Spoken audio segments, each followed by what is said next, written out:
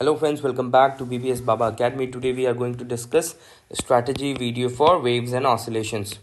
First of all, congratulations to those who have qualified and congratulations to those also who have not qualified. The point being कि आपको निराश नहीं होना है.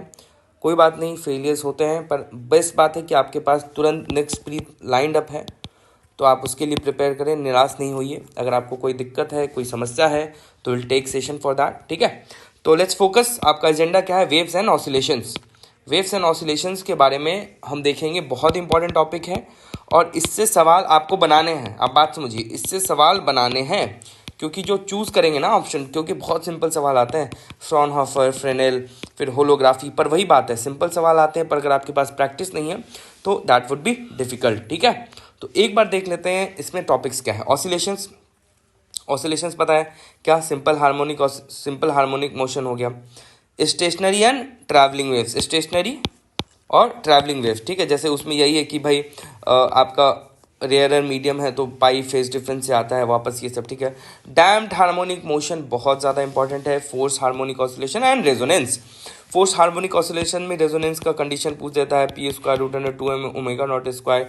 जैसे कब एनर्जी रेजोनेंस हो जाएगा? जब P is equal to omega naught. ये सब बात पूछता है. डैम्प्ड हार्मोनिक ऑसिलेशन जो है आपका डैम्पिंग होता है, जैसे हमने देखा, जैसे डैम्पिंग हो रहा है फ्रिक्शनल सरफेस है, तो उसमें क्या पूछते हैं? 3 केस जैसे आता है. 3 केस में क्रिटिकल डैम्पिंग होगा, फिर उसके बाद ओवर डैम्पिंग होगा, और एक क्रिटिकल डैम्पिंग, ओवर डैम्प, और एक जो है आपका वो वाला जो सबसे इंपॉर्टेंट केस होता है जहाँ पे अंडर डैम्प्ड होता है. ठीक है, तो डैम्पिंग के तीनों केसेस कभी कभी पूछ देते हैं, आपको एक ही सॉल्यूशन में देना होगा, और इसके बहुत ही ज़्यादा डिटेल में हमने डिस्कस किया है, पर this is a very important topic. ठीक है, फिर forced oscillation resonance. Wave equation Sai के फॉर्म में हम दिखाते हैं वेव इक्वेशन जो है कैसे प्रोपोगेट कर रहा है, ये सब. उसके harmonic solutions. Plane and spherical wave मतलब प्लेन जो इन्फिनिटी से आ रहा है. स्फेरिकल वेव आपको पता ही है कि एक सेंटर से चारों तरफ जो प्रोपोगेट हो रहा है स्फेरिकल वेव्स. ठीक है, तो पहले हम लोग जो है सिलेबस देख लेते हैं, फिर इसकी स्ट्रैटेजी को देखेंगे. उसके बाद क्या क्या? Super position of waves. Super position of waves. ठीक है, फेज वेलोसिटी वीपी वीजी में कितने सारे रिलेशन, बहुत इंपॉर्टेंट है. बात न्यूमेरिकल्स इससे आ जाते हैं. ठीक है, तो इसके सारे फॉर्म्स अलग अलग आपको याद रखने पड़ेंगे. फिर हो जाता है बीट्स. बीट्स मतलब क्या? फ्रीक्वेंसी न्यू 1 माइनस न्यू 2 वाला बीट्स जो है. अब देखते हैं हाइगन्स प्रिंसिपल. हाइगन प्रिंसिपल में आपको ये सब क्वेश्चन आता है. डिराइव करो हाइगन्स प्रिंसिपल जो है रिफ्रैक्शन का हाइगन प्रिंसिपल से. इंटरफेरेंस में आपको आएगा YDSE जो है डायरेक्टली इंटरफेरेंस जो है कैसे एक हो जाता है आपका by division of amplitude. Interference division of amplitude वाला, और एक डिवीजन ऑफ सोर्स. तो डिवीजन ऑफ सोर्स में आपका जो है YDSE जो है बहुत ही इंपॉर्टेंट है. डिवीजन ऑफ सोर्स में YDSE जो काफ़ी इंपॉर्टेंट है.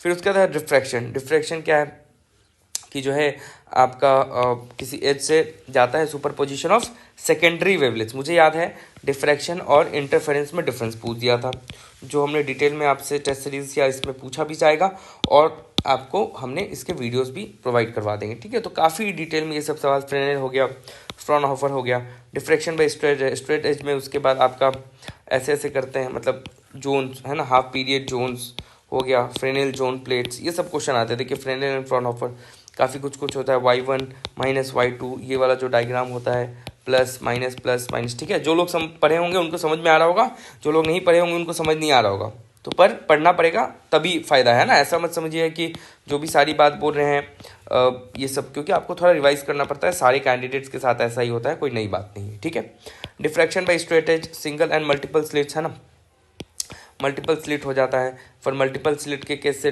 डबल स्लिट कभी कभी पूछ देता है, फिर सिंगल स्लिट पूछता है. सारी चीज़ करना है. ठीक है, ग्रेटिंग जो है बहुत important. Resolving power of grating जो है, resolving power lambda by delta lambda is equal to NN है ना. रिजॉल्विंग पावर ऑफ ग्रेटिंग ये सब जो है काफ़ी इंपॉर्टेंट है. ऑप्टिकल इंस्ट्रूमेंट्स पूछता है, टेलीस्कोप वगैरह, पर बहुत ज़्यादा नहीं. तो ट्रेंड एनालिसिस देखिएगा तो लास्ट बहुत साल से बहुत ज़्यादा फोकस इस पर नहीं दिया गया है, तो पर ठीक है हम लोग देखते हैं. रेले क्राइटेरिया बहुत इंपॉर्टेंट है. रेले क्राइटेरिया में जैसे मैक्सिमा ऑफ वन जो है वो मिनिमा ऑफ अनदर के साथ कोइंसाइड कर जाएगा, तो रेले क्राइटेरिया पे क्वेश्चन आते हैं डायरेक्ट. और फिर पोलराइजेशन मतलब कि इलेक्ट्रिक फील्ड वेक्टर जो है किसी एक प्लेन में आ जाता है उसको पोलराइजेशन कहते हैं। पहले तो डेफिनेशन ये काफ़ी इंपॉर्टेंट है, production and detection of polarise light बहुत इंपॉर्टेंट। कभी बोलेगा कि सर्कुलर से भैया इलिप्टिकल कर दो, इलिप्टिकल से भाई सर्कुलर कर दो, फिर पेन पोलराइज कर दो। उसके बाद हेवरी स्टेट पे how we are going to detect, हम कैसे पता करेंगे कि भाई ये सर्कुलरली पोलराइज लाइट है, कैसे पता करेंगे कि भाई इलेक्ट्रिकली पोलराइज लाइट है। तो ये सब काफ़ी इंपॉर्टेंट है, ठीक है। उसका laser source helium neon and Ruby, helium neon और रूबी लेज़र इसी दोनों में से आता है मोस्टली। सेमीकंडक्टर डायोड वाला जो वो जो है आपका, ये भी कभी कभी जो होता है ना कि आपका सेमीकंडक्टर डायोड जैसे फोटोवोल्टाइक सेल्स एंड ऑल, है ना, तो कभी कभी पूछा हुआ है, पर वो तो आपके मॉडर्न में भी आ जाता है, पर हीलियम नियॉन और रूबी ज़्यादा इंपॉर्टेंट है। Concept of spatial and temporal coherence as Fourier transformation, देखिए अब इसमें फूरियर ट्रांसफॉर्मेशन की तरह दिया हुआ है। मैं सिलेबस के ज़्यादा मैंने एनालिसिस किया, मुझे बहुत ज़्यादा ये क्वेश्चन दिखा नहीं था, तो मैंने एक बस ओवरऑल पर्सपेक्टिव ले लिया था, ज़्यादा परेशान नहीं हुआ था फूरियर ट्रांसफॉर्म के हिसाब से कैसे होगा, ठीक है, तो हो जाता है। फ्रेनेल फॉर्म पर diffraction bye rectangular and circular aperture का भी देखेंगे, पर बहुत ज़्यादा इंपॉर्टेंट नहीं है। ये इंपॉर्टेंट है, रेक्टेंगुलर जो नॉर्मल होता है वो इंपॉर्टेंट है। होलोग्राफी काफ़ी इंपॉर्टेंट है, तो ये होलोग्राफी काफ़ी इंपॉर्टेंट है, थ्योरी एंड एप्लीकेशन। तो बात समझिए, आपको सिलेबस को हमेशा मैंने आपको क्या बोला, सिलेबस को प्रायोरिटाइज कीजिए। प्रायोरिटाइज करने का मतलब जो भी PYQ बार बार आ रहे हैं पहले भैया उसको रट लीजिए, याद कर लीजिए, प्रैक्टिस कर लीजिए, जो कहना कह लीजिए, ठीक है। क्योंकि एग्ज़ाम में भाई आपके पास समय कम होगा, आपको रिफ्लेक्ट करना होगा। बुक कौन सी फॉलो करनी है, ब्रजलाल एंड सुब्रमण्यम, है ना। कोई कोई घटक फॉलो करता है, ठीक है, पर ये बेस्ट है। मैंने घटक भी फॉलो करी है, मैंने ये भी फॉलो की है, इसमें काफ़ी अच्छे से न्यूमेरिकल्स और डायग्राम्स वगैरह दिए हैं, तो आई प्रेफर दिस, ठीक है। और जो टेस्ट सीरीज़ होगा वो हम प्रीवियस ईयर क्वेश्चन के हिसाब से जो जो क्वेश्चन रिपीटेड हैं हम कोशिश करेंगे उनको डालने का, ताकि आपका प्रैक्टिस अच्छा हो। पर्पस समझिए, टेस्ट सीरीज़ का कोई नया क्वेश्चन देना पर्पस नहीं है। टेस्ट सीरीज़ का पर्पस है कि आपको इक्विप करना मार्क्स लाने के लिए। इक्विप करना मार्क्स लाने के लिए मतलब क्या, जो क्वेश्चंस बार बार आ रहे हैं उसको आप लिख पा रहे हैं कि नहीं, आंसर राइटिंग फॉर्मेट क्या है, आप डायग्राम बना रहे हैं कि नहीं, वो सब हम टेस्ट सीरीज में कवर करेंगे। तो आप वेव्स एंड ऑसिलेशन में आपको इंपॉर्टेंट है ये टॉपिक, इससे मस्ट अटेम्प्ट टाइप का हो जाता है, क्योंकि वेव्स एंड ऑसिलेशन से मस्ट अटेम्प्ट टाइप का हो जाता है, आपको कहीं ना कहीं अटेम्प्ट करना ही पड़ेगा। तो इसलिए इनके आप टॉपिक्स खुद से कुछ कुछ प्रिपेयर कर लीजिए, हमने भी प्रिपेयर करवा रखे हैं, कहीं दिक्कत है तो बताइए, ठीक है। तो ये एक छोटा मोटा स्ट्रैटेजी सेशन था जो वर्जलाल सुब्रमण्यम करना है, और आपको टॉपिक्स प्रायोरिटाइज करते हैं। So thank you for watching, thank you very much.